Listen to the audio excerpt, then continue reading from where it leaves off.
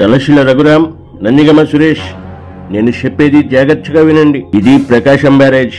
ఈ ప్రకాశం బ్యారేజ్ దగ్గరికి మీరు చాలా పెద్ద పెద్ద ఇసుక బోట్లు వదలండి.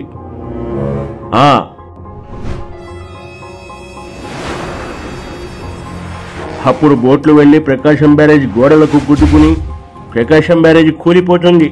అప్పుడు ప్రకాశం బ్యారేజ్ కింద ఉన్న జనాలందరూ చచ్చిపోతారు, సముద్రంలోకి కొట్టుకుపోతారు.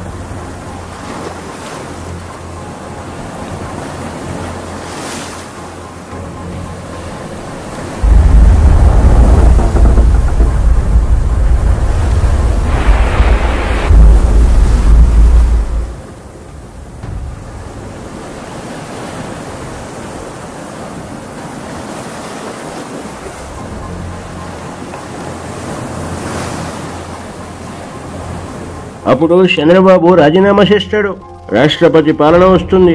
అప్పుడు నేనే సీఎం అవ్వచ్చు. అవునన్నా.